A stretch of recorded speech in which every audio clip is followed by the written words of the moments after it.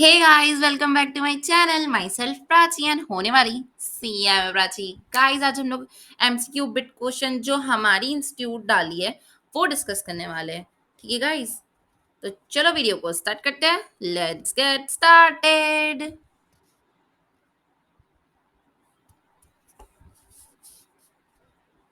Guys, आज हम लोग पेपर नंबर 13 जो कि कॉरपोरेट लॉ है उसका करने वाले। ये हमारा सीएमए फाइनल का, ठीक है, ग्रुप ग्रुप 3 है। ठीक है, तो चलो वीडियो को स्टार्ट करते हैं। Let's get started.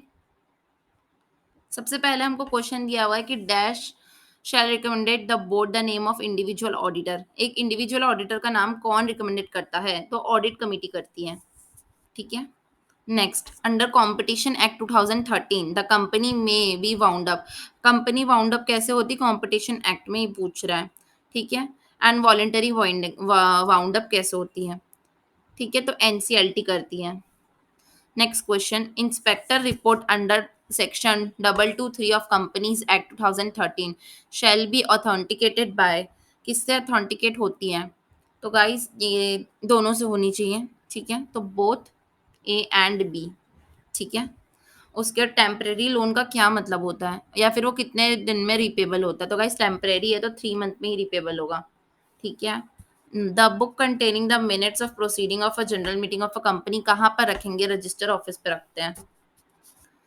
Subsection 2 of companies नहीं, subsection 2 of section 173 allow director attend meeting कैसे कर सकते हैं यार? सारी चीजों से कर सकते हैं, all of the above. The company में payment to managing whole time director सबको कर सकती है। ठीक है, बट और किसी को नहीं कर सकती। नॉट लिखा है ना, तो नॉट मतलब और किसी को नहीं कर सकती। ठीक है, एनी अदर डायरेक्टर। फिर dash means a person to whom operational debt is own and include any person to whom such debt as legally assigned और ट्रांसफर्ड। ठीक है गाइस, डेट ओन्ड कर रहे हैं ना अपन, ले रहे डेट, है ना, तो creditors. Dispute include a suit और आर्बिट्रेशन प्रोसीडिंग रिलेटेड टू। तो इसका होगा डिस्प्यूट इंक्लूड अ सूट और आर्बिट्रेशन प्रोसीडिंग रिलेटेड टू। मुझे याद नहीं आ रहा है, देखते हैं। All of the above. All of the above इसका आंसर, कि जो भी डिस्प्यूट होता है जिसमें अपन सूट वगैरह इंक्लूड करते हैं वो ऑल ऑफ द अबव होता है। Memorandum shall not be apply to the transaction as the notified by central government in consultant with debtor.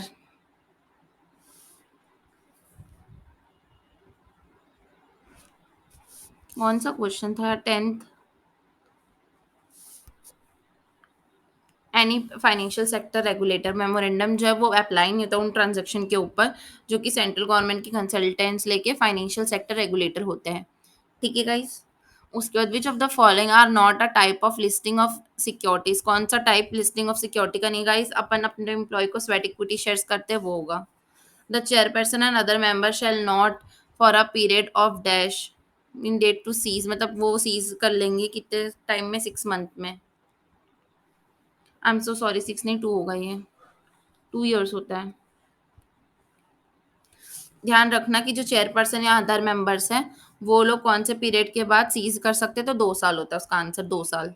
ठीक है, फिर कौन सा ट्रांजेक्शन्स होता है जिसमें असेट्स और लाइबिलिटीज वगैरह होता है? तो कैपिटल अकाउंट ट्रांजेक्शन्स होता है वो। ठीक है, उसके बाद फिर functions of IRDA does not include. क्या इंक्लूड नहीं करता है इसमें से? ठीक है, तो ये प्रमोट नहीं करता अपने बिजनेस को। ठीक है, इनका काम प्रमोशन का नहीं होता। ठीक है, वो तो एजेंट लोग करते रहते हैं, वो खुद लोग नहीं करते, प्रमोशन नहीं करते। ठीक है, की थीम क्या है बिजनेस की? सोसाइटी को इमर्ज करने की इनिशिएटिव ऑफ CSR में। ठीक है, तो क्या है कि वो दोनों हैं, मतलब बोथ A and B है। ठीक है, let me check once. Yes, both A and B है। Next, high power committee does not include the following. कौन इंक्लूड नहीं करता? तो ये चीफ इकोनॉमिकल एडवाइजर को इंक्लूड नहीं करता है। ठीक है, हाई पावर कमेटी जो रहती है वो कौन को किसको इंक्लूड नहीं करती है? तो वो चीफ इकोनॉमिक एडवाइजर को। Every company shall hold the first board meeting. कब वो होल्ड करेगी first board meeting? 30 days after incorporation. ठीक है, उसके बाद फिर every Nidhi company maintain member not less than 200। ठीक है, फिर अनलेस द जब तक हमको अपना आर्टिकल रिक्वायर्ड नहीं करेगा, ज़्यादा से ज़्यादा अपन कितने मेंबर रख सकते हैं प्रोड्यूसर कंपनी में वगैरह वगैरह में, तो वो होता है 1/3।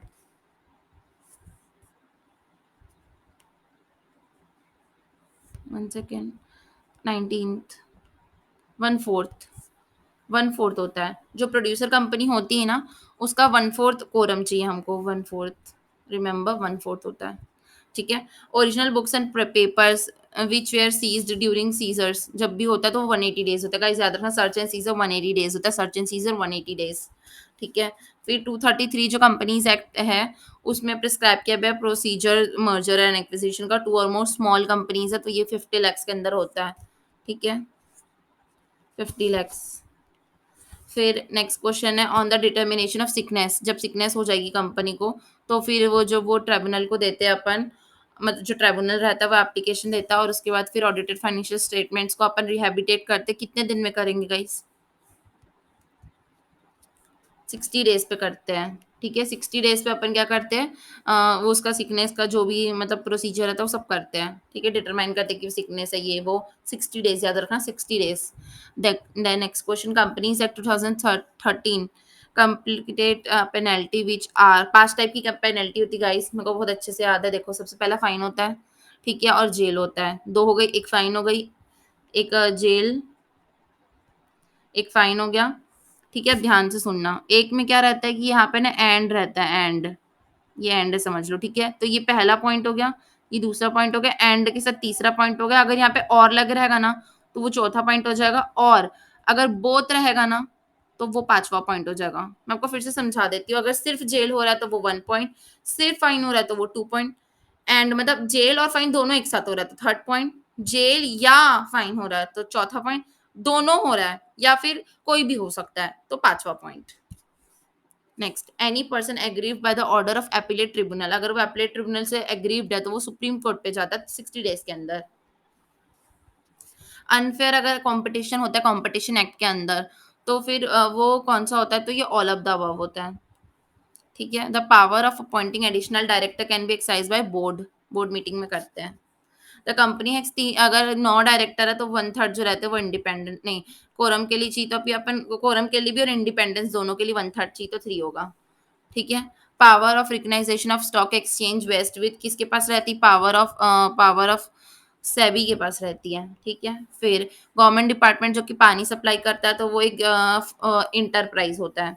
ठीक है, उसके बाद फिर ये कंपटीशन एक्ट का क्वेश्चन है। फिर the apples produce of Shimla were associate to control the production of apples, कौन कंट्रोल कर सकता है, कार्टल, कार्टल में होता है। ठीक है, every every banking company incorporated in India, अगर कोई भी बैंकिंग कंपनी इनकॉर्पोरेटेड इंडिया में है तो वो अकाउंटिंग ईयर को देखती, लास्ट वर्किंग डे के अपना पीएल वगैरह जो बनाना होता है ना वो लास्ट अकाउंटिंग ईयर का देखती है। जो मेमोरेंडम कंटेन करता है साइलेंट फीचर ऑफ प्रोस्पेक्टस ना गाइस, उसको बोलते हैं, जब वो लोग एकदम शॉर्ट में दिए रहता है ना उसको बोलते हैं एब्रिज प्रोस्पेक्टस। ठीक है गाइस, उसके बाद फिर the chairman of IDRA shall hold, कब तक वो अपनी ऑफिस को होल्ड करेगा चेयरमैन, मेरे ख्याल से 5 साल है, बट मैं एक बार चेक कर लेती हूँ, 33rd है ना, 5 साल सही जवाब है मेरा। ठीक है, फिर नेक्स्ट क्वेश्चन, कॉर्पोरेट गवर्नेंस जब वो ब्लेंड करता है मैकेनिज्म है। ठीक है, ब्लेंड करते हैं इंटरनल और एक्सटर्नल को। और उसके बाद फिर एडवांटेज बताना है अपने को फैमिली बिजनेस का। गाइस फैमिली बिजनेस में क्या रहता है, देखो सबसे ज्यादा तो उनके पास क्या है, उनकी डीप इनसाइट्स है, मतलब उनके खजाने हैं, मतलब इतने सारे वो लोग इतने साल से काम कर रहे हैं तो उनके पास बहुत सारी जानकारी है, इसलिए इसमें डीप इंडस्ट्री इनसाइट्स होगा। Matter not to be deal with a meeting of video conferencing, video conferencing में कौन से मैटर डिस्कस नहीं किए जा सकते, तो ऑल ऑफ द अबव नहीं होगा, 1 minute, all of the above होगा। ठीक है, ऑल ऑफ द अबव जो रहता है वो वाले सारे को सारी चीज अपन क्या कर सकते हैं उसमें, मतलब डिस्कस नहीं कर सकते, नॉट वीडियो कॉन्फ्रेंसिंग में नहीं कर सकते। ठीक है, उसके बाद कॉस्ट ऑडिटर का सेक्शन 148 है गाइस, अपन को पता ही होगा। पेनल्टी 5 टाइप की होती है, मैंने बताया था। Minimum paid up share capital health insurance company के लिए कितना चाहिए, minimum paid up share capital 100 crore चाहिए, 100 करोड़ चाहिए हमको paid up share capital health insurance company के लिए। ठीक है, फिर strategy to tackle back black money, तो फिर इसके लिए बोथ होता है, प्रिवेंशन भी ज़रूरी है और फिर अपनी डिटेंशन भी ज़रूरी है, इसलिए both. SEBI regulated listing pursuant of public issue, ठीक है, तो सेबी का जो लिस्टिंग परसुएंट है जो पब्लिक कंपनी के लिए, वो क्या होना चाहिए? Both, both A and B दोनों होना चाहिए। ठीक है, पब्लिक इश्यू के लिए 1 मिलियन भी होना चाहिए उसका मिनिमम साइज, और अलॉटमेंट मोर देन 200 होना चाहिए, मतलब 1 मिलियन को 200 जगह बांट दो। ठीक है, both. Filing a copy of winding up petition made with registrar in mandatory filing. अगर अपन को पिटीशन वाइंड अप के लिए फॉलो फाइल करना पड़ता है ना, तो वो 60 डेज होता है, 60 डेज होता है। ठीक है, उसके बाद फिर द सेंट्रल गवर्नमेंट रिमूव कर सकती प्रेसिडेंट चेयरमैन को, एनसीएलटी को कभी भी कर सकती, किसको भी कर सकती है, अगर ऑल ऑफ द अबव, अगर वो लोग मेंटली फिजिकली इनकेपेबल हो जाते हैं, वो लोग मॉरल टर्प्यूट्यूट का काम करते हैं, इंसॉल्वेंट हो जाते हैं, तो ठीक है। फिर एक्सपोर्टर अंडर फैमा मीन्स, मतलब एक्सपोर्टर जो फैमा में है उसका मतलब क्या होता है? ठीक है, तो वो लोग बाहर कर रहे हैं अपना काम। ठीक है, प्लेस मतलब बाहर आउटसाइड इंडिया काम है उनका, और उनका जो प्रोविजन ऑफ सर्विसेज है वो भी आउटसाइड इंडिया, मतलब बोथ होगा इसका आंसर। फिर every listed company shall independent director at least 1/3 होना चाहिए। ठीक है, एक्सपोर्ट ऑफ फेमा जो रहता है उसका मतलब होता है कि हम लोग बाहर लेके जाए अपना, सेम क्वेश्चन है both of the above. Insolvency bank code में क्या कवर नहीं है? तो गाइस उसमें क्या कवर नहीं है? None of the above, none of the above. ठीक है, कुछ भी कवर नहीं है उसमें, ये जो दिया हुआ है ना इसमें, उनमें से कुछ भी कवर नहीं है, मतलब फाइनेंशियल, इंश्योरेंस और म्यूचुअल फंड तीनों कवर नहीं है। फिर companies act 2013 specified small share director as a shareholder holding 20,000। Guys 20,000 होता है, याद रखना, 20,000 से ज़्यादा नहीं होना चाहिए स्मॉल शेयर होल्डर की होल्डिंग। फिर स्मॉल कंपनी किसको बोलते हैं? जिसका 2 करोड़, 1 सेकेंड,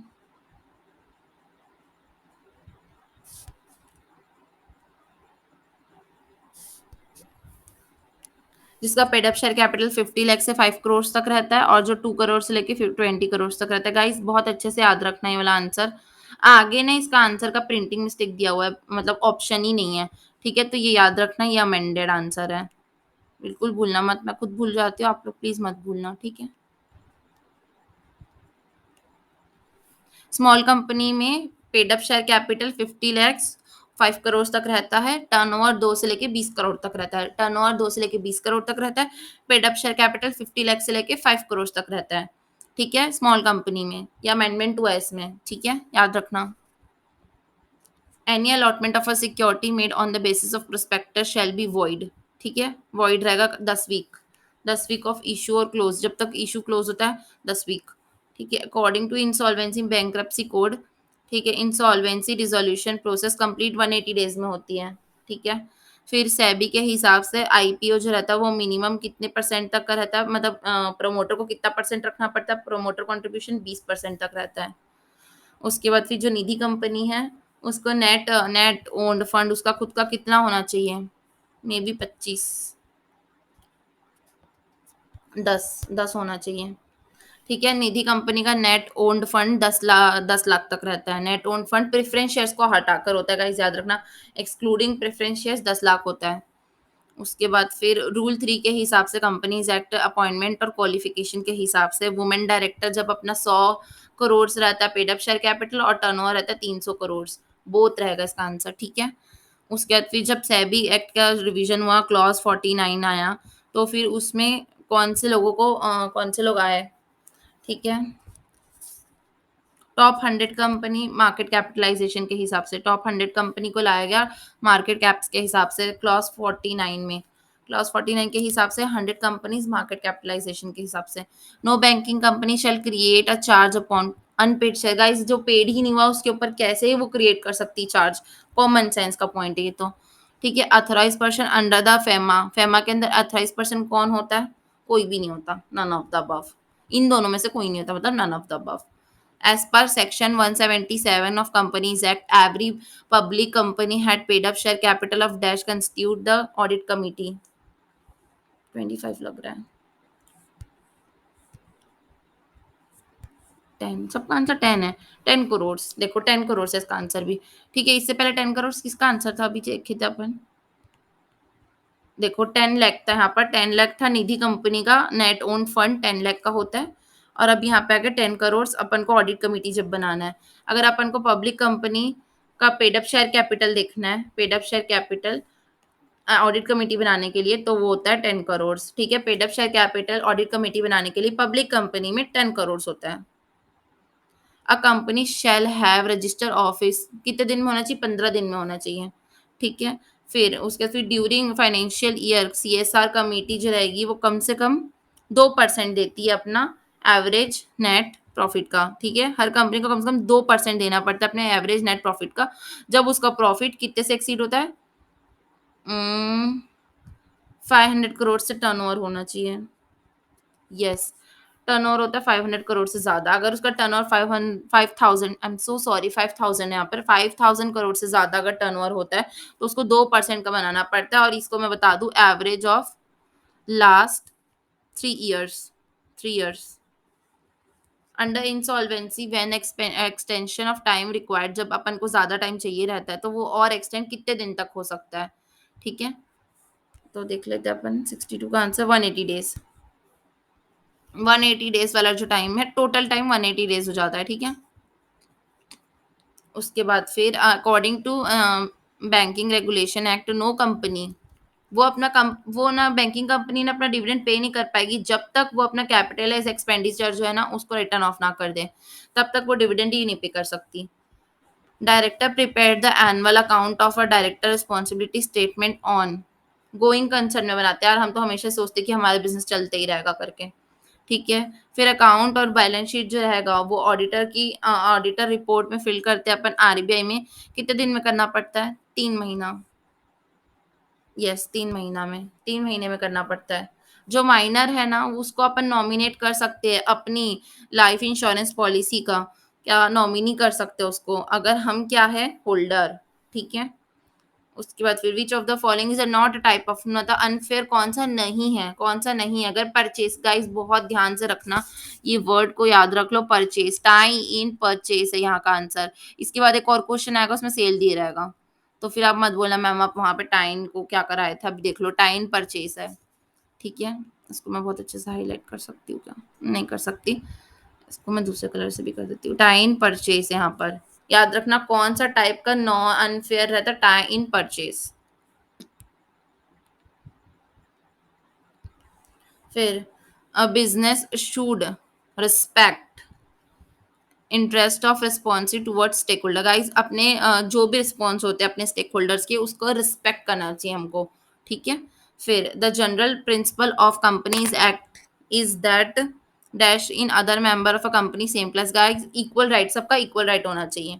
ठीक है, according to section 26 of companies act, associate company 20% वाला होता है गाइज आंसर तो। ठीक है, 20% of total voting power rights. मैं चेक कर लेती हूँ, ये वाला आंसर है। कंट्रोल ऑफ 20%, ठीक है, of total voting power right and control over participation of business decision under the agreement. ठीक है guys, देखो पहला और दूसरा में कंफ्यूज मत होना, ये वाला भी है। और control of participation of business decision under the agreement.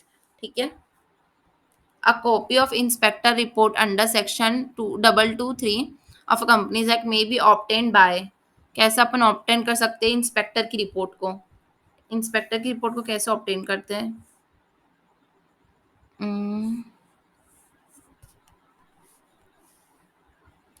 71 का ए है, बाय मेंबर क्रेडिटर और any other person whom interested is affected. Guys जिनका भी अफेक्ट होगा ना, इंटरेस्ट अफेक्ट होगा ना, उन लोग को उनका इंस्पेक्टर का रिपोर्ट उन लोग कॉपी ले सकते हैं जिनका इंटरेस्ट अफेक्ट होगा। ठीक है, उसके बाद केएमपी में कौन नहीं आता है? Not constitute as a KMP, KMP कौन नहीं होता है? तो सीएफओ केएमपी नहीं होता है।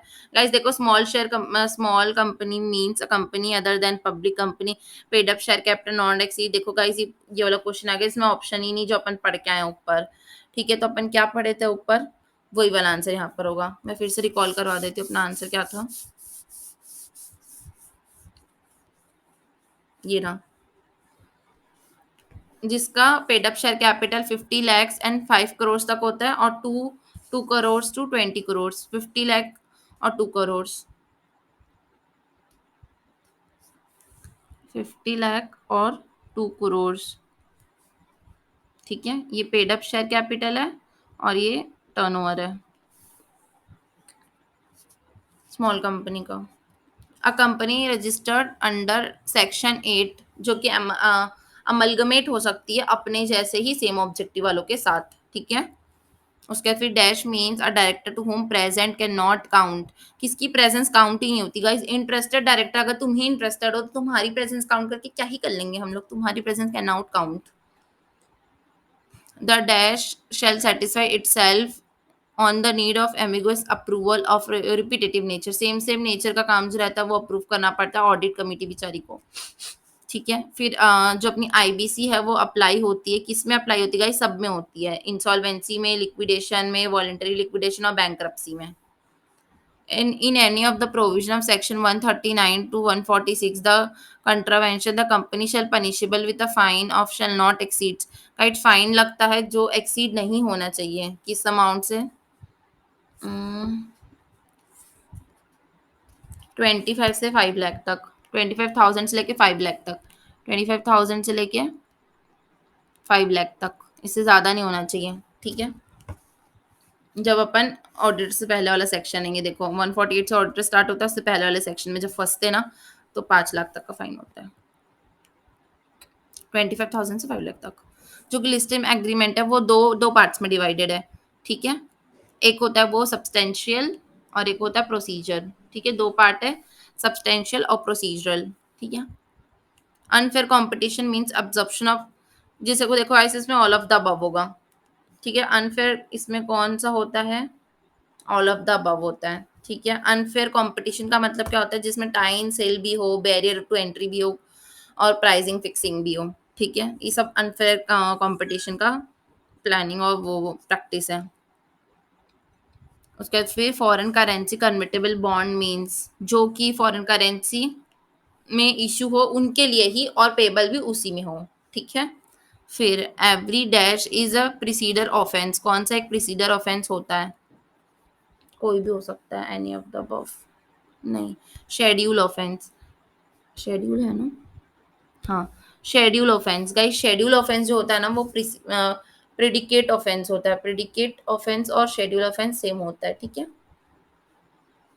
उसके बाद फिर in India memorandum of understanding in negotiable document between government acting to public sector and specify public sectors. ठीक है, तो दोनों के लिए बोथ ऑफ द अबव, हेजिलनेस भी हटाना है उसको और इंक्रीज भी करना अपना मैनेजमेंट को। ठीक है, फिर अगर आपको शक हो रहा है किसी ट्रांजैक्शन में जो कि कैश में हुआ है या नहीं हुआ है, ठीक है, बट अपन को फिर भी से शक हो रहा है ना, तो अपन ऑल ऑफ द अबव होगा इसका आंसर, क्योंकि अपने पास रीजनेबल ग्राउंड हो सकता है एक साथ शक करने का। ऐसा कोई सरकमस्टांसेस है जो यूजुअल नहीं है, और नॉन इकोनॉमिक ऐसे हो सकता है ना कि हमेशा पैसों की बात ना हो, कुछ और भी बात हो सकती है। ठीक है, फिर कोई भी जनरल मीटिंग होती है ना जिसमें स्पेशल रेजोल्यूशन पास हुआ, तो इसमें 40 मेंबर्स थे गाइस। ठीक है, जिसमें से ना 20 मेंबर जो थे ना वो लोग फेवर में वोट किए।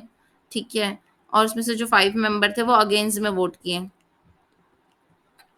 उसमें से जो 5 वोट थे ना वो कैंसल हो गए, और बाकी जो बचे, रिमेनिंग 10 लोग जो बचे ना उन लोग वोट नहीं किए, मतलब वोट ही नहीं किए गाइस। तो अपन को अगर स्पेशल रिजोल्यूशन पास करना है तो उस केस में अपन का जो चेयरमैन का डिक्लेरेशन रिजोल्यूशन है वो वैलिड है या इनवैलिड है पूछ रहा है।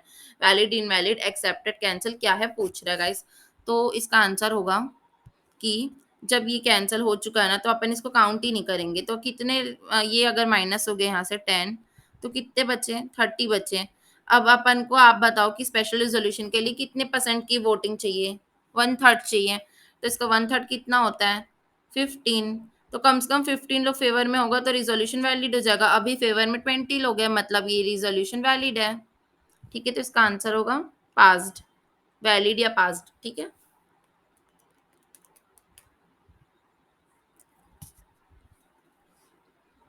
guys, payment to commission of export made towards investment wholly, पता नहीं मुझे, प्रोहिबिटेड है। ठीक है, अगर आप कोई पेमेंट कर रहे हो अपनी कमीशन में एक्सपोर्ट के दौरान, ठीक है, एक्सपोर्ट के दौरान अगर कोई भी पेमेंट करते हो तो फिर वो क्या होता है? प्रोहिबिटेड होता है, प्रोहिबिटेड। जो भी बोर्ड मीटिंग होती है सीनियर मेंबर्स की, ठीक है, एनुअल बेसिस में, तो वो किसके द्वारा साइन होनी चाहिए उसकी रिपोर्ट या डिक्लेरेशन, तो वो सीईओ के द्वारा साइन होनी चाहिए, ठीक है।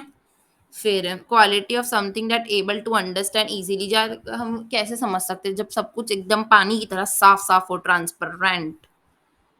SEBI has responsive of need of three groups, तीन ग्रुप्स होते हैं मार्केट में, कौन कौन से होते हैं गाइस आपको बताना है, जिनमें से यहाँ पर कौन सा नहीं है, नहीं मतलब इनमें से कौन से वो नहीं है, तो ब्रोकर जो है ना, ब्रोकर साहब हमारे वो बाहर से आए हैं, उनको बाहर का रास्ता दिखाइए, ठीक है, वो यहाँ की नहीं है। फिर which of the following listing providing an arbitration opportunity to the investors whereby you make a profit of differences, guys upon different profit कब कमा सकते हैं, जब अलग अलग टाइप की लिस्टिंग हो, मल्टीपल लिस्टिंग्स, ठीक है, मल्टीपल लिस्टिंग्स। फिर which of the following is not objective, objective ही नहीं है भाई, ऑब्जेक्टिव ही नहीं यार, हम कैसे हटा सकते हैं, मार्केट का कंपटीशन नहीं हटा सकते, ठीक है, तो ये हमारा ऑब्जेक्टिव नहीं है। फिर an association of producer sellers distributor, ये सब लोग का क्या एसोसिएशन वगैरह रहता है, तो वो लोग मिलजुल के क्या प्लानिंग करते हैं, इस कार्टल में प्लानिंग करते हैं उन लोग, ठीक है, ऐसे वैसे नहीं करते हैं। उसके बाद एथोराइज डीलर, मनी चेंजर, और फिर बैंकर्स, जो लोग ये लोग जो होते हैं ना, उन लोगों को क्या बोलते हैं बताओ, बताओ, पर्सन बोलते हैं, अथोराइज पर्सन, ठीक है। उसके जो प्रोसेस है ना मनी लॉन्ड्रिंग की, जिसमें 3 स्टेज होते हैं, तो उसमें कौन सा, थर्ड स्टेज नहीं, सेकंड स्टेज पूछ रहा है, ठीक है। सेकंड स्टेज कौन सा होता है, लेयरिंग, लेयरिंग। उसके बाद asset in respect of which no default in repayment of a principal, जिसमें अपन प्रिंसिपल को रिपेमेंट का कोई भी डिफॉल्ट नहीं करते गाइस, अपन स्टैंडर्ड वाले लोग हैं, ठीक है, स्टैंडर्ड, अपन डिफॉल्ट नहीं करते, स्टैंडर्ड, ठीक है। अब person who fail to appoint, हम फेल हो गए अपॉइंट करने के लिए जनरल मीटिंग में, अब वो उसको कैसे करेंगे, मतलब अब उसको अपॉइंट कर सकते हैं, अगर जिसको जनरल मीटिंग में फेल हो गया उसको अपन एडिशनल रखेंगे, बिल्कुल नहीं, नहीं हो सकता ऐसा।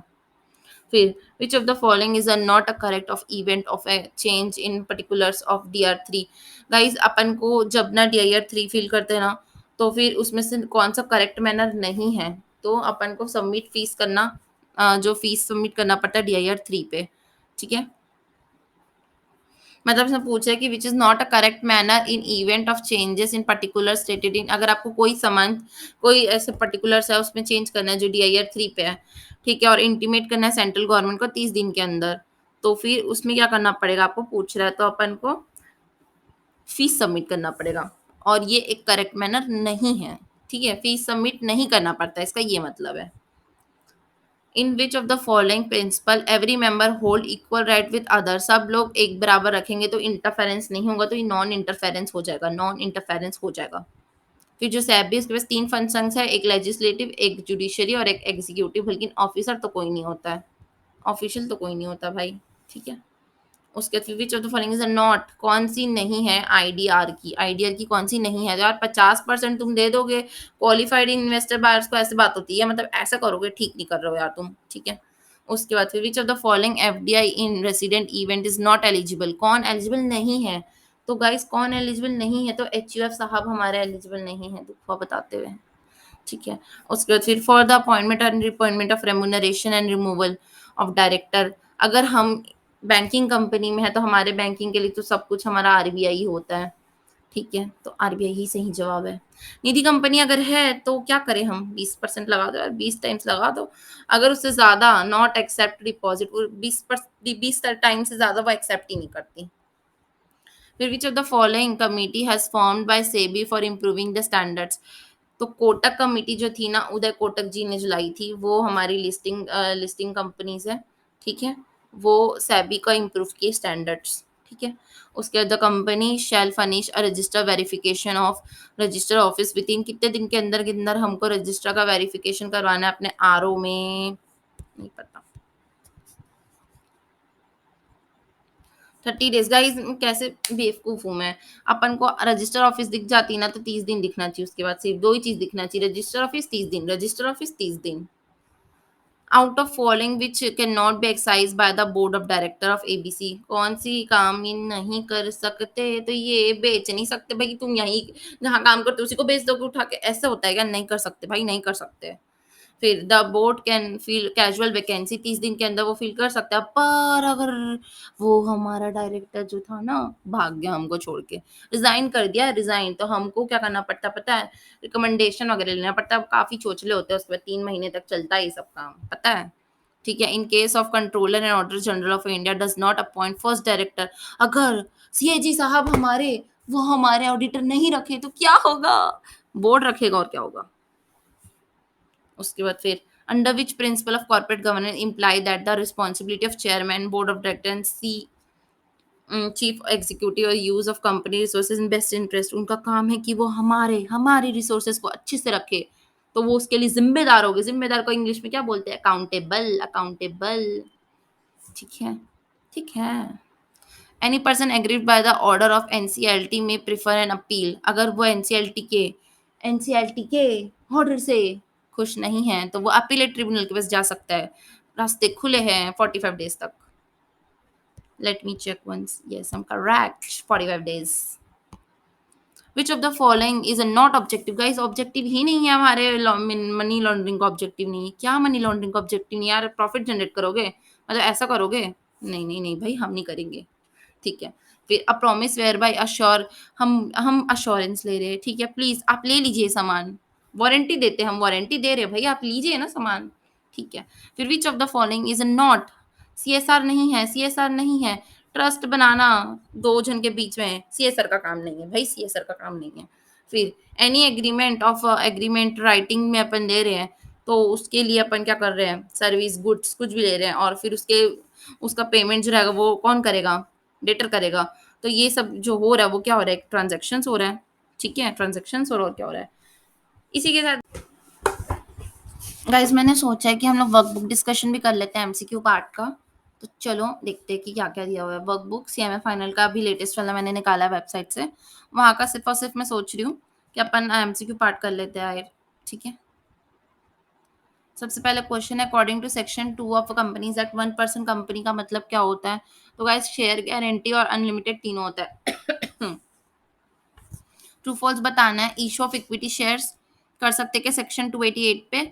और जो इक्विटी शेयर कैपिटल रहता है वो 1 साल से ज़्यादा, मतलब 1 साल के अंदर अंदर हम लोग को कमेंट्स करना रहता है क्या बिजनेस? तो यस, दोनों आंसर सही है अपना, ट्रू।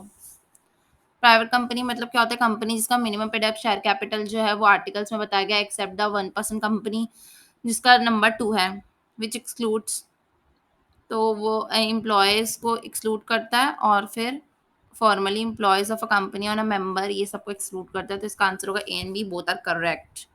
ठीक है, फिर according to section 35 the certificate of incorporation is given by registrar is conclusive evidence. The following can not be member of Nidhi को कौन नहीं बन सकता है? कोई भी नहीं बन सकता, all of the above. According to section 2 the companies associate company का मतलब क्या होता है? जो कि सिग्निफिकेंट इन्फ्लुएंस रखती हो, सब्सिडरी ना हो, जॉइंट वेंचर ना हो, तो all of the above. Not includes joint ventures. Guys मैं इसका आंसर एक मिनट चेक कर लेती हूँ, I am not sure. Yes I am correct. ठीक है, उसके बाद फिर a foreign company is a company जो कि इनकॉर्पोरेट इंडिया हुई है बिजनेस करने के लिए डायरेक्टली या इनडायरेक्टली। गवर्नमेंट कंपनी का मतलब वो कंपनी होता है जिसका not exceeding 51 shares. Government company जो होती है वो क्या करती है? फ्यूचर प्रोजेक्ट के लिए होती है, होल्ड करती है asset intellectual property. Yes, all of the above होगा। नेक्स्ट चैप्टर चलते हैं अब।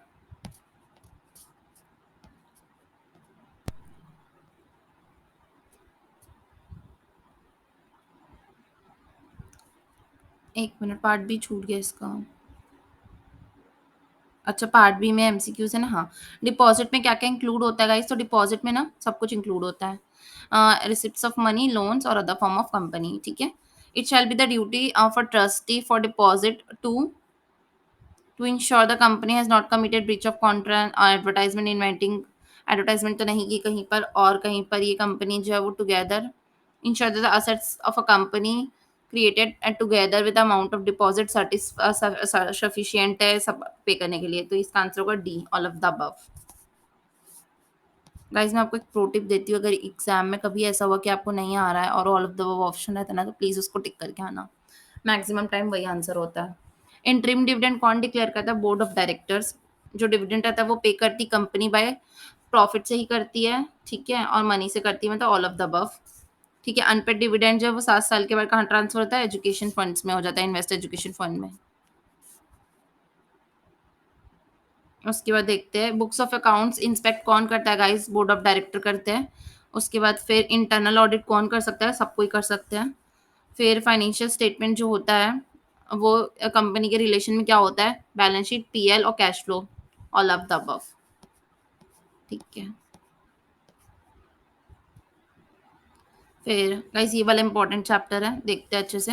सेक्शन 254 जो है कंपनीज एक्ट का, वो बोलता है कि एमडी जो है उसके पे सब्सटेंशियल पावर होता है। तो इसका answer all of the above होगा हमेशा की तरह। ठीक है, जो कंपनी है उसके पास 15 डायरेक्टर है बट अपॉइंटेड मोर और करना चाहती तो स्पेशल रेजोल्यूशन लगता है। कॉर्पोरेट गवर्नेंस का तीनों प्रिंसिपल है तो ऑल ऑफ द अबव होगा। कि एमपी जो रहता है वो अगर अपना 10 करोड़ तक रहता है, 10 करोड़ से ज़्यादा तो वो रहता है। उसके फिर जो कंपनी है अगर वो कोई क्लासेस से बिलोंग करती है तो फिर belong to classes of company as में भी prescribe shall be following whole time KMP MD chief executive सब कुछ रहना चाहिए।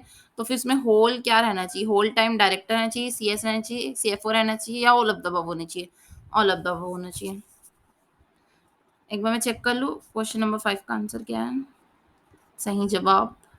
ठीक है, एज पर सेक्शन 136(3) तक एम्प्लॉयमेंट मतलब जिसका एज 21 और 75 है तो उसको अपन क्या कर सकते हैं, कंपनी उसको अपॉइंट नहीं कर सकते और कंटिन्यू भी नहीं कर सकती। जो एजीएम है वो आफ्टर इनकॉर्पोरेशन कितने डायरेक्टर को रिटायर कर सकती है, सबको कर सकती है। गाइस ध्यान रखना यहाँ पे फर्स्ट एजीएम लिखा है, आगे क्वेश्चन आएगा पब्लिक कंपनी का, वहां पर 1/3 देखेंगे। ठीक है, एक वुमेन डायरेक्टर जो रहेगी वो लिस्टेड कंपनी में रहेगी, अदर पब्लिक कंपनी जिसका 100 करोड़ और 300 करोड़ टर्नओवर है तो all of the above. A person appointed as a small share director can vacate his office, कब वैकेट कर सकती है वो, कब वैकेट कर सकती है। I think all of the above है इसका भी, देखते हैं एक बार। Yes, I am correct, all of the above है। ठीक है, कभी भी कर सकती है, वो डिस्क्वालीफाई हो जाए वो वैकेट कर सकता है अगर वो परस्यूइंग ये सेक्शन के अंडर आ गए या फिर वो मीट करता है इंडिपेंडेंट का क्राइटेरिया फुलफिल नहीं कर पा रहा है तो। के एमपी कौन होता है guys, all of the above may be. Yes, देखते हैं, चलो नेक्स्ट चैप्टर क्या है। आपको अगर स्पीड ज़्यादा लगती है ना गाइस तो आप यूट्यूब में जहाँ पे स्पीड टेस्ट करते हो ना नीचे कम करने की भी होती है, वहाँ से आप कम कर लीजिए। एक्चुअली ना बहुत ज़्यादा एमसीक्यूज हो जा रहे हैं ना इसलिए मैं थोड़ा स्पीडली बता रही हूँ। ठीक है, according to section 173 every board meeting shall be called at least 7 days notice in writing. ठीक है गाइस, वो इंडिया में हो बाहर हो कहीं कहीं भी हो हमारा कुछ नहीं जाता। गाइस देखो पब्लिक कंपनी यहाँ पर है और रिटायरिंग डायरेक्टर कितने होते हैं तो 1/3 होते हैं इसमें।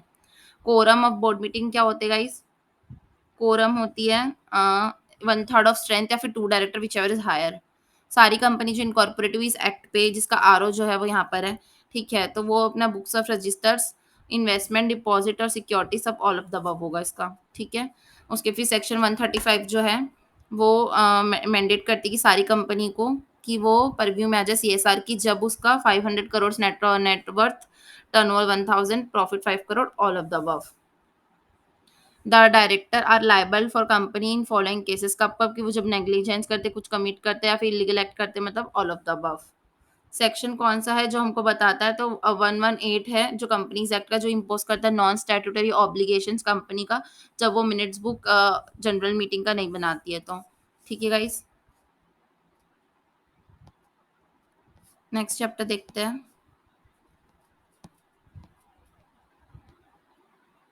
The register may be called by the company to furnish writing of information, explanation and matter specified in the order। ठीक है, ऑप्शन आपको ऑल ऑफ द अबव दिख रहा है, मेरा मन हो रहा है टिक करने का। ठीक है, मैं पढ़ देती हूँ फिर भी से, जो बेसिक इन्फॉर्मेशन जो होती है जो रिप्रेजेंट करते हैं और जो ग्रेवियांसेस होते हैं। ठीक है, the report of inspection made has been submitted to, किसको सबमिट करेंगे गाइस, सेंट्रल गवर्नमेंट को करते हैं। ठीक है, अगर आपको लग रहा है कि ये क्वेश्चन मुझे पढ़ना है बहुत बड़ा क्वेश्चन है प्लीज वीडियो को यहीं पॉज कर दो और पढ़ लो।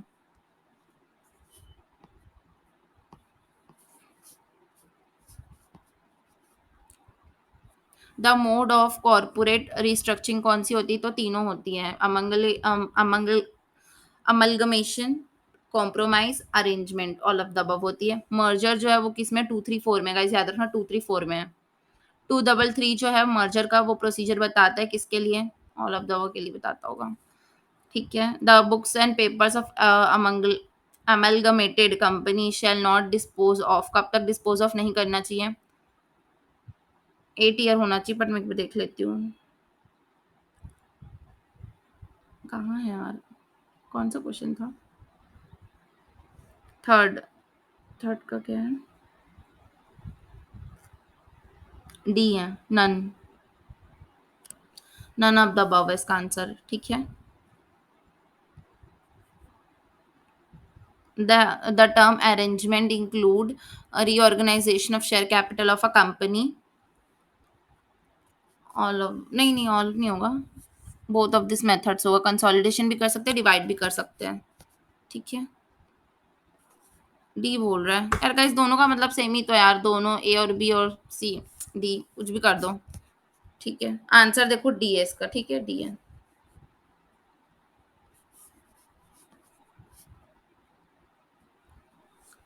Section 245 of company action suit in mention in companies act 13। Section जो 245 है वो क्या बोलता है गाइस? क्या बोलता है कि एक्शन सूट जो रहेगा वो मेंशन है क्या करके पूछ रहा है मतलब।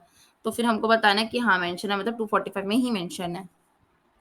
Next question, the member right to vote recognise as a right of proportion which the share में एक्साइज। मतलब बोल रहा है कि जितने जो राइट्स रहते सारे वोट्स के, है ना, और वो प्रोपोर्शन उनके शेयर होल्डर एक्साइज कर सकते हैं कि मतलब सारे जितने भी उनके पास राइट्स है और जितनी भी उनकी होल्डिंग है वो दोनों का वो कर सकते हैं क्या करके। तो वो हाँ, वो उनका चॉइस या इंटरेस्ट दोनों हो सकता है, ठीक है।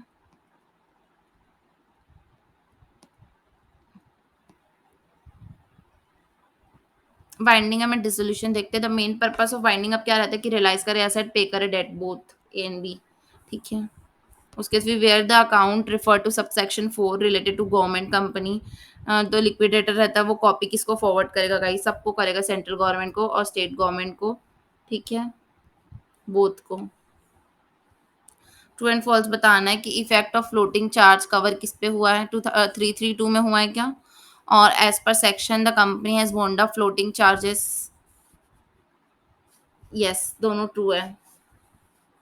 Company liquidator may, with the sanction of tribunal, appoint one or more dash to assist him in performance। किसी को भी कर सकता है, ठीक है। कंपनी जो है वो 271 में वाउंड अप होती है ट्रिब्यूनल से इफ सारी कंडीशन फुलफिल हो, डेट पे करना है, स्पेशल रिजोल्यूशन हो और फिर इंटरेस्ट हो हमारे इंडिया के लिए। उसके उसी सेक्शन 304 जो है कंपनीज एक्ट का, उसमें अपन वॉलंटरी वाइंड अप करते हैं। तो कौन कौन सी कंडीशन फुलफिल होनी चाहिए? जो कंपनी है वो जनरल पास करे एक रिजोल्यूशन, ठीक है, या फिर वो पास करे स्पेशल रिजोल्यूशन। तो दोनों कर सकती है, ए एंड बी, ठीक है। उसके बाद नेक्स्ट चैप्टर,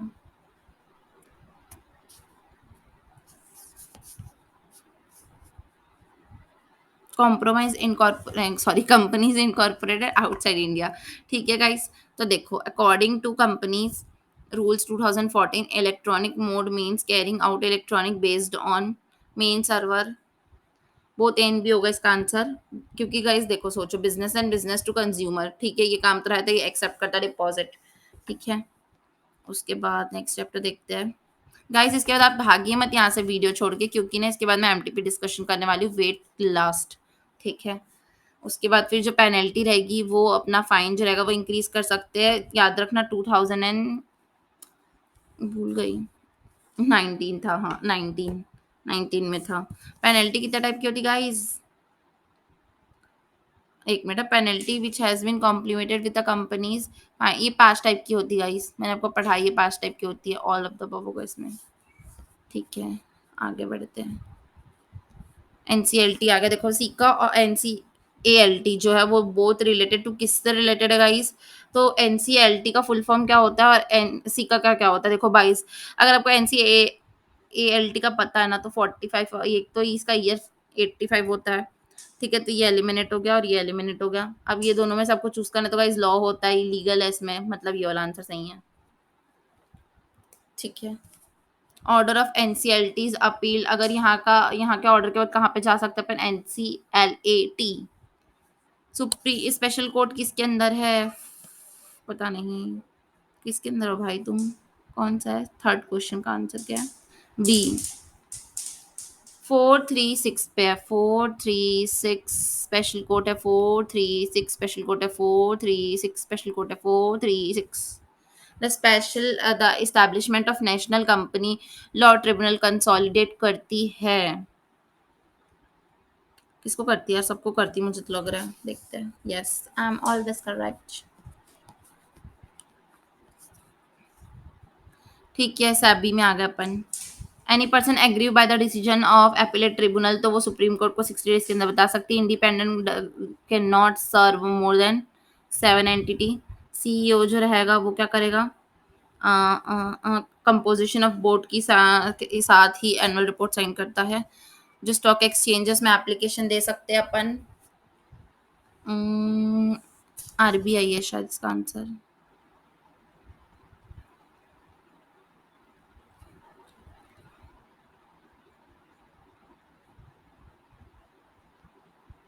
सेंट्रल गवर्नमेंट इसका आंसर। ठीक है, उसके बाद फिर इन केस ऑफ इनिशियल ऑफर कितने परसेंट होना चाहिए? 20। इनिशियल ऑफर में प्रमोटर का, आई एम सो सॉरी, जल्दी हो कुछ ज़्यादा, मिनिमम कंट्रीब्यूशन प्रमोटर का 20 होना चाहिए। ठीक है गाइस। उसके बाद फिर इन case of issuer opt alternative method of book building वगैरह वगैरह, तो उस केस पे कितना रहता है? 10% रहता है। और फॉरेन कंपनी जो रहती है वो एक्सेस कर सकती है आईडीआर से। लिस्टिंग एंटिटी जो रहती है वो क्वार्टरली अगर फाइल करती है तो 15 दिन लगता है। Who is the compliance officer? कौन कंप्लायंस ऑफिसर रहता है गाइस? हमारा सीएस जो वही हमारा कंप्लायंस ऑफिसर है। ठीक है। आईपीओ कितने साल तक रहता है? कितने दिन तक, सॉरी, दिन कितने, 3 दिन तक रहता है।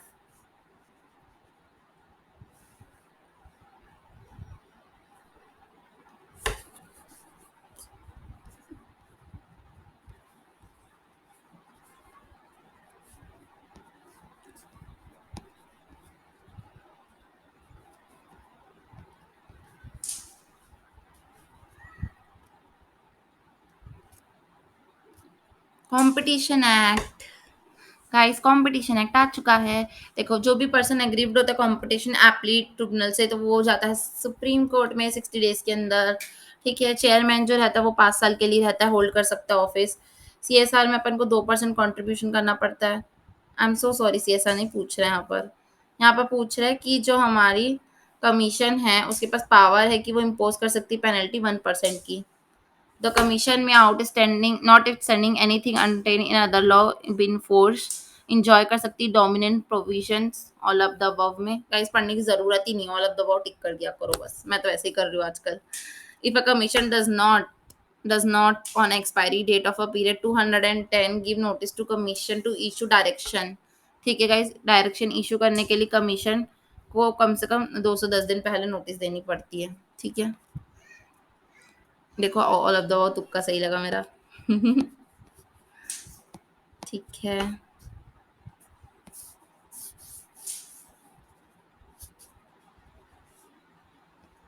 फैमा में नहीं है क्वेश्चंस, एमसीक्यूज। मेरे ख्याल से अब सीधा कॉर्पोरेट गवर्नेंस होगा।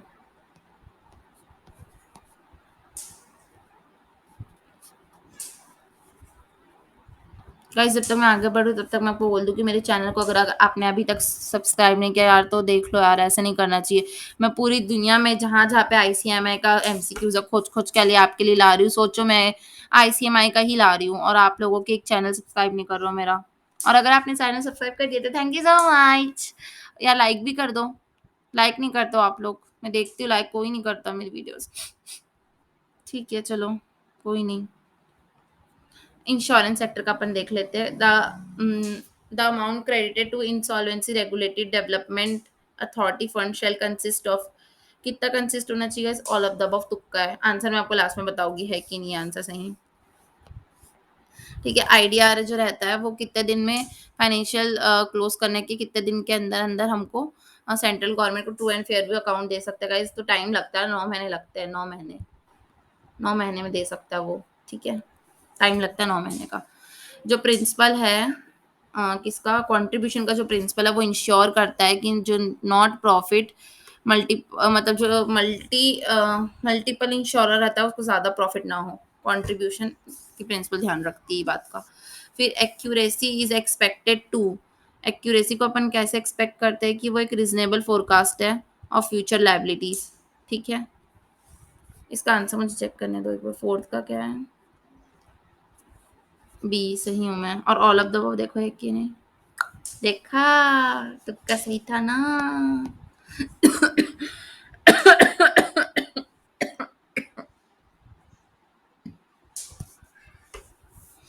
The Insurance Law Act was passed in year 2015.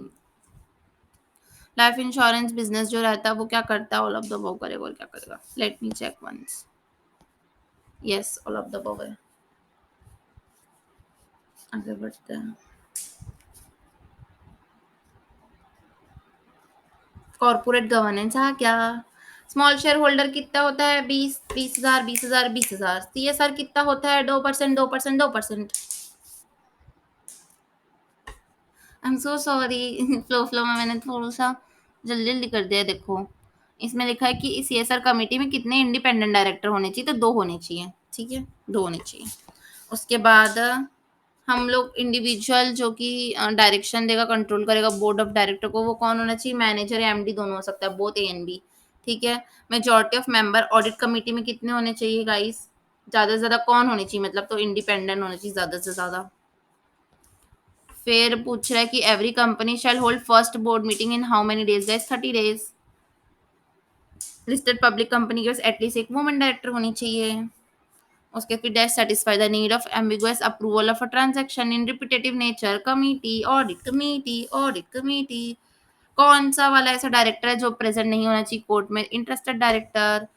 जो कंपनी कर रही है पेमेंट एमडी को, होल टाइम डायरेक्टर को, तो वो सब उनसे ज्यादा। और not not any other director, not any other director. इसी के साथ मेरा फेवरेट चैप्टर आने वाला है। फेवरेट चैप्टर गाइस, आपने अगर अभी तक वो नहीं देखा ना, क्या बोल रही हूँ यार मैं, वो ये ये नहीं यार, मनी लॉ, वो 1 सेकेंड, मैं चैप्टर का नाम देख के आपको बताऊंगी, मैं भूल जाती हूँ। हाँ, इंसॉल्वेंसी एंड बैंक्रप्सी कोर्ट का गाइस मैंने बहुत मस्त वाला आप लोग के लिए रिवीजन लाया। प्लीज गाइस पक्का देख के जाना, ये इसमें से 10 मार्क्स से क्वेश्चन डेफिनेटली आएगा। 10 मार्क्स कहीं नहीं गए, इसको अच्छे से पढ़ के जाना। बहुत ज्यादा इजी एक्ट है, बहुत ज्यादा इजी कोड है। आई एम रियली सॉरी, बहुत इजी कोड है। कोड और एक्ट में डिफरेंस होता है गाइस, आपको अगर नहीं पता होगा तो चलो मैं अभी बता देती हूँ। कोड जो होता है वो एक डिफाइंड चीज होती है, और एक्ट रहता है महासागर। कोड में सब कुछ रहता है, मतलब सारे महासागर में रेफरेंस रहती है ना, उसको कोड में डाल देते हैं इधर इधर से। बट जो एक्टर रहता है ना, वो बोल सकता है कि ये वाले सेक्शन के लिए आप वहाँ रिफर कर लीजिए। जैसे कि आपको एकदम लाइव एग्जांपल देती हूँ मैं।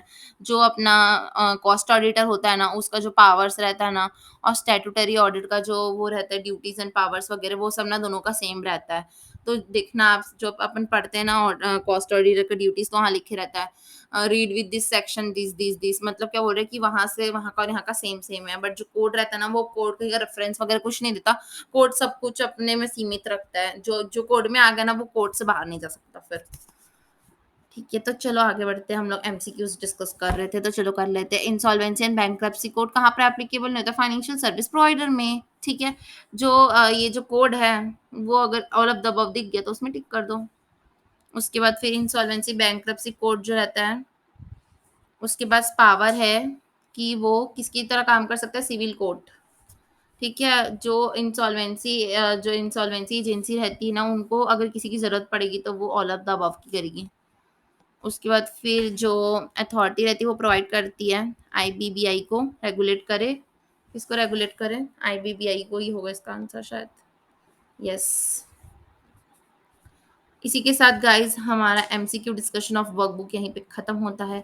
आई होप आप लोग ने एंजॉय किया होगा। अब गाइस कहीं भागना नहीं है आपको, एमटीपी डिस्कशन करने वाली हूँ मैं। तो चलो एक्साइटेड फील करो और जाओ एमटीपी डिस्कशन के लिए।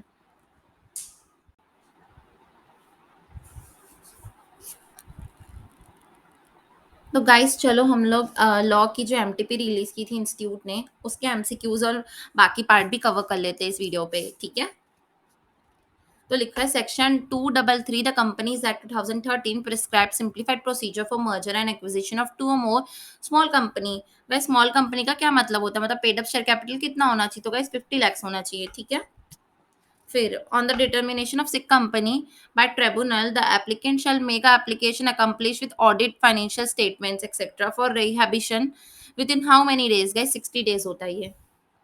अ कंपनी हैज 9 डायरेक्टर, 9 डायरेक्टर थे गाइस, उसमें से 2 छोड़ के चले गए हमको, तो कितने बचे 7, 7 का 1/3 कितना होता है? 7 का 1/3 2.3 होता है गाइस, तो 2.33 को अपन राउंड ऑफ करेंगे 3 तक, ठीक है? तो 3 डायरेक्टर्स। फिर द ओरिजिनल बुक्स और पेपर जो थे वो सीज हो गए, तो फिर वो कितने दिन में रिटर्न होते हैं गाइस? तो वो होते हैं 180 डेज में return.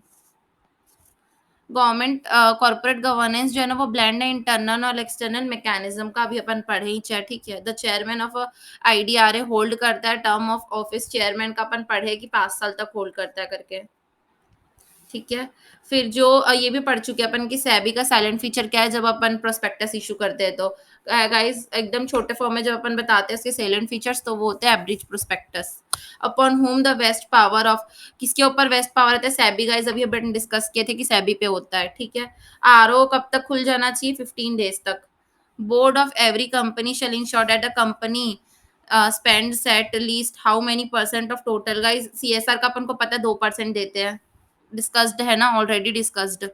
Under bankruptcy code extension time required for corporate resolution pass, guys extension कितने दिन का मिलता है? 180 डेज का मिलता है, ठीक है? Already discussed. फिर business should the interest of responsiveness towards all stake holder specially to the disadvantage vernacular and magnetism. इसमें अपन बताए थे कि रेस्पेक्ट करना चाहिए सारे स्टेक होल्डर की, जो भी उनका, जो भी अगर उनकी खुन्नस भी है तो उसको भी रेस्पेक्ट करना हमारी जिम्मेदारी है, ऑलरेडी डिस्कस्ड। उसके बाद फिर the director prepare the annual records of director responsibility statement and what basis, going concern already discussed. कितने टाइप के अनफेयर होते हैं और इसमें से कौन से नहीं है, ठीक है गाइस? तो अपन पढ़े हैं कि ये वाला नहीं होता, टाइम परचेस वाला नहीं होता है, ठीक है? उसके बाद मैं आपको अच्छे से समझाई भी हूँ ना, अभी इस वीडियो के स्टार्टिंग पे ही अपन पढ़े हैं, ठीक है? Which of the following is a not objective of competition act, guys अपन पढ़े थे कि prevention of competition in market is not. Guys आपको देख सकते हो कि एमटीपी में कितना सारा क्वेश्चन जो एमसीक्यू कंपाइलर का है, तो इसलिए मैं आपको बोल रही हूँ कि आप मेरी वीडियो देख के जाओ। 100% आपका एमसीक्यू कम से कम 80% सही आंसर करके ही आओगे एग्जामिनेशन में, ये मैं अश्योर कर सकती हूँ, ठीक है? फिर unauthorise person, authorise dealer, money changers, जो भी बैंकिंग पर्सन होते हैं जो कि डील करते हैं सब चीज़ से, उनको क्या बोलते हैं अपन? तो उसको अथराइज मनी चेंजर्स बोलते हैं, already discussed. The process of money laundering generally involve 3 stages, second का क्या नाम होता है? लेयरिंग, ठीक है? A Nidhi company shall not accept deposit exceeding how much, अपन पढ़े 20, ठीक है? फिर in which of the following committee is formed in the SEBI improve the standard of corporate governance, पढ़े कोटक, और उदित कोटक इसका वो था, वो हेड था, ऑलरेडी डिस्कस्ड, ठीक है? सेबी के 3 फंक्शंस होते हैं, इसमें से कौन सा फंक्शन नहीं है, पढ़े थे, ऑफिशियल कोई फंक्शन नहीं होता, ये तीनों फंक्शन है। उसके बाद गाइस अपन देख लेते हैं कि इसमें और क्या ऑब्जेक्टिव्स आया, तो देखो, what is the name of asset in respect of which no default in repayment of a principal और payment of interest is occurred, guys ये भी पढ़ चुके हैं अपन। स्टैंडर्ड एसेट जो होते हैं वो लोग स्टैंडर्ड के होते हैं, इसलिए उनके में कोई भी डिफॉल्ट नहीं होता, ये भी मैंने बताया अभी वीडियो के स्टार्टिंग में ही। अगर आप लोग से इस एमसीक्यू बन रहा है तो यू कैन फील हैप्पी कि हाँ मैंने पढ़ा है करके, और नहीं अगर बन रहा है ना, तो ज्यादा कुछ सोचना नहीं है, वीडियो को 2 बार और देख लो, 100% बनने लग जाएगा, ठीक है? यही सोल्यूशन है इसका। फिर every company shall hold first board meeting 30 days from incorporation, ठीक है? Every Nidhi company shall maintain not less than 200 members. How many type of penalty are there? 5 type की होती है, मैंने पांचों को एक्सप्लेन भी किया था आपको, ठीक है? Government department supplying water for irrigation enterprise होता है, discussed. The appeal procedure of Shimla for association control, guys Apple वाला क्वेश्चन पढ़े थे अपन, कार्टेल बना के लोग करते हैं, ठीक है? Any allotment of a security made on the basis of prospectus should be void if permission of listing is not granted by SEBI before expiry of 10 weeks of closure of issues. 10 week already discussed. 10 weeks में अपन को जो सेबी से अपन को क्या लेना पड़ता है? Grant लेना पड़ता है, नहीं तो वो वॉइड हो जाता है। फिर during the financial year CSR board shall be constitute every company having turnover of 5000 crore और मोर, ये तो मैं 2 बार पढ़ चुकी अपन सीएसआर वाला, ये तीसरी बार पढ़ रहे हैं यहाँ पर। टर्नओवर 5000 करोड़ और मोर, ठीक है? According to banking regulation act no banking company shall pay dividend unless, वो जब तक अपना कैपिटलाइज एक्सपेंसेस जो कि कंप्लीटली राइट ऑफ नहीं कर देती तब तक, ठीक है? डिस्कस्ड है ना। उसके बाद फिर accounts and balance sheet along with auditor report of banking company shall be filed with RBI of India within 3 months from the end of period related to the. ये बोल रहे हैं कि जो अकाउंट्स और बैलेंस शीट है auditor की वो 3 महीने के अंदर अपना बैंकिंग कंपनी में फिल हो जानी चाहिए। Already discussed. फिर अपन देखते हैं क्या दिया हुआ है। Who can nominate as a member, पढ़े थे अपन की होल्डर जो रहेगा वो नॉमिनी रख सकता है माइनर को। ठीक है। फिर payment of commission to export towards equity investment is wholly owned subsidiary abroad from India is not prohibited. Agree और डिसअग्री, मतलब बोल रहा है कि अगर अपन पेमेंट करें कमीशन का एक्सपोर्ट के टाइम पे और वो equity investment wholly subsidiary abroad India है, वो प्रोहिबिटेड नहीं है बोल रहा है, बल्कि नहीं प्रोहिबिटेड है, इट्स प्रोहिबिटेड। ठीक है। तो फिर इसका आंसर क्या होगा? डिसअग्री, मतलब हम अग्री नहीं करते इस बात से क्योंकि प्रोहिबिटेड है ये चीज। कमीशन नहीं दे सकते एक्सपोर्ट पे अपन। उसके बाद the quality of something which able one two understand the truth easily, transparency, मैंने बताया था कि इसमें वो होता अकाउंटेबिलिटी ट्रांसपेरेंसी होता है, तो फिर ट्रांसपेरेंसी होगा इसमें आंसर क्योंकि अपन इजीली अंडरस्टैंड कर पाते हैं, ऑलरेडी डिस्कस्ड। ठीक है। What is the association of product producer seller distributor who agree themselves to limit, करते हैं अपन वो लोग सारे अपना जो प्रोडक्शन डिस्ट्रीब्यूशन सेल प्राइस सब करते हैं एक साथ, उसको क्या बोलते हैं? पूल बोलते हैं। Already discussed. Every banking company incorporated in India shall prepare a balance sheet and PL account as on last date working day। Accounting year का होता है गाइस, ये अकाउंटिंग ईयर होता है, अपन पढ़ चुके हैं ये भी। फिर the process of money laundering generally involve 3 stages, जिसमें से वन ऑफ एक minute, 3 stages out of which contribution is one of the stages. Contribution कैसे कोई स्टेज हो सकता है? नॉनसेंस। ठीक है। All board and senior member personal confirm करते हैं कोड ऑफ एनुअल बेसिस, और जो एक सीईओ रहता है वो साइन करता है उसको। डिस्कस्ड है। ठीक है। फिर कंपटीशन एक्ट जो है वो अडॉप्ट करता है practice of collusive price fixing location of market unfair unfair competition के लिए करता है गाइस। वो ये सब जो करता है वो अनफेयर कंपटीशन के लिए करता है। फिर फॉर अपॉइंटमेंट रीअपॉइंटमेंट रेमुनरेशन के लिए, जो कि बैंकिंग कंपनी में है तो आरबीआई करता है, ऑलरेडी डिस्कस्ड। उसके फिर सीक्रेट प्रॉफिट बना सकता है क्या? तो नहीं बना सकता। गाइस आई होप आप लोग को पूरा समझ में आ रहा होगा, आपसे ही बन रहा होगा क्योंकि अपन अभी अभी डिस्कस किया एमसीक्यू कंपाइलर, तो इसीलिए मैंने ये डिस्कस करके मैं आपको बता दिया कि 90% बोल रही हूँ मैं, वो भी वो है, मतलब 90% मान लो, 2-3 क्वेश्चन यहाँ का जो था वो अपना डिस्कस नहीं था, तो 90% पूरा सेम था। We can say that you have to agree.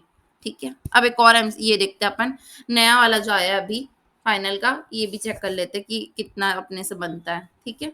ये नया एमटीपी है, वो पुराना एमटीपी था। ठीक है। चलो। The concept of one person company has now introduce in India through Section 262 of Companies Act 2013, whereby enabling entrepreneur carrying on the business in a dash form of a company under the framework। तो वो sole proprietor होता है, इस 1% sole proprietor होता है। ठीक है। A company having maximum number of director, कितने मैक्सिमम हो सकते हैं? 15। Which of the following section of companies act is mention? Red herring prospectus. Section क्या है? सेक्शन 32। फिर according to section 43 companies act, how many types of share capital exist? 2 type के share capital होते हैं, equity और preference. According to Section 48 of a Companies Act, the right attached to the shares of a class where it's varied of a consent 3/4, मतलब board है कि according section 48 के हिसाब से जो राइट अटैच होता है शेयर के साथ वो वेरी हो सकता है कंसेंट के हिसाब से। तो 3/4 shareholder of the class. ठीक है। 3/4 रहता है उसका proportion. Section of the companies 2013 give a cost auditor the same power as a financial auditor. कौन से सेक्शन में है? तो सेक्शन 148 में ही है अपना कॉस्ट ऑडिटर तो। ठीक है। और पावर्स उसकी 143 पे है। 143 फाइनेंशियल ऑडिट की पावर्स है उसके। फिर as per companies act 2013 declaration of a dividend can be declared out of surplus reserve on the following conditions. बोल रहा है कि जो कंपनी है वो डिक्लेयर कर सकती है डिविडेंड उसी कंडीशन में जब वो अमाउंट ड्रॉ कर रही है रिजर्व से नॉट एक्सीडिंग 1/10 ऑफ, जितना उसका कैपिटल है और रिजर्व उन दोनों को ऐड करना, उसका 1/10 जो आएगा ना उतना वो दे सकती है dividend. Prohibition of acceptance of deposits from public, कौन सा सेक्शन है? सेक्शन 73। सेक्शन 73 जो है वो प्रोहिबिट करता है acceptance of deposit from public, ठीक है, क्योंकि ये प्राइवेट प्लेसमेंट है, ठीक है, उसके टाइप का है मतलब। According to section two subsection 6 of the companies act 2013, associate company का मतलब क्या होता है, जो कि सिग्निफिकेंस इन्फ्लुएंस रखती है, जो सब्सिडरी नहीं होती और जो जॉइंट वेंचर इंक्लूड करती है, मतलब all of the above. As per section 128(3) of companies act, books of accounts क्या होते हैं, जिसको बोर्ड ऑफ डायरेक्टर या फिर एनी डायरेक्टर इंस्पेक्ट करता है। फिर which of the following can not B insolvency resolution process of bankruptcy. तो देखो, फाइनेंशियल क्रेडिटर, ऑपरेशनल क्रेडिटर और कॉर्पोरेट डेटर तो होता ही है, पर रजिस्ट्रा कुछ नहीं होता। रजिस्ट्रा को बस लास्ट में अपन 30 डेज के अंदर देते हैं, वो अलग बात है, बाकी ऐसे इसमें कुछ नहीं होता, वो इनिशिएटिव नहीं लेता वो कुछ। फिर which among of the following is not a part of resolution cost, इसमें से कौन सा कॉस्ट नहीं बनेगा, डिविडेंड नहीं बन सकता कॉस्ट, ठीक है। फिर SEBI announce a plan of tighten regulation from types of trading, algorithm tradings, ठीक है। उसके बाद फिर SEBI has proposed a set of changes to relax the rule and rename the institute trading platform as what, high tech startup and other business forms, high tech startup and business platforms, in which the SEBI further section clause 49 is response to Murthy's committee, ठीक है, Murthy's committee। The Insurance Law Act 2015 is deemed to have come in force on 26 September 2000 and 26 December 2014, 26 December 2014 में आया था insurance law. As per banking regulation, many banking company aggrieved by the decisions of RBI cancel license under section 22 may within 30 days from the date of decision communicate and appeal to central government। 30 days के अंदर वो लोग central government को appeal कर सकते हैं। CSR committee shall at least one independent director। The framework of establishing a good corporate governance accountability set up by Cadbury committee। Cadbury committee थी, वो फ्रेमवर्क जो था उसका, वो ही अकाउंटेबल और सेट की है ये फ्रेमवर्क को। फिर एक कॉर्पोरेट गवर्नेंस का प्रिंसिपल क्या है, तो ट्रांसपेरेंसी, अकाउंटेबिलिटी, इंडिपेंडेंस, तीनों है, मतलब ऑल ऑफ द अबव, ठीक है। वन वर्ड देख लेते हैं अब। As per companies act 2013, every listed company shall have at least one women director, ठीक है। उसके बाद फिर authentication of document proceedings and contracts is provided in dash 21, section 21 जो है ना, वो हमको बताता है कि authenticate document proceeding and contracts. As per companies act 2013, what is the maximum tenure for preference shares, 20 साल है गाइस, 20 साल से ज़्यादा नहीं रख सकते अपन प्रेफरेंस शेयर्स। उसके बाद फिर the companies act, small share holder जो बार बार पूछता है, 20,000 उसका मैक्सिमम हो सकता है, ठीक है। उसके फिर कौन सा सेक्शन हमको बताता है statutory obligation of every company in case of minutes of all proceedings रखना चाहिए, तो section 118। According to section 173(3), the Companies Act 2013, every board meeting shall call at least 7 day notice to all director and registered office outside India or in India। ये section 173(3) जो है वो बताता है सारे बोर्ड मीटिंग के बारे में। A company shall furnish to register verification of its 30 days, guys ROC को 30 डेज पे ही देते हैं, नहीं भी आता रहेगा तो 30 डेज लिख देना एग्जाम में। If a shares or security are listed for first time by the company on stock exchange, it is called initial listing या फिर IPO, initial listing।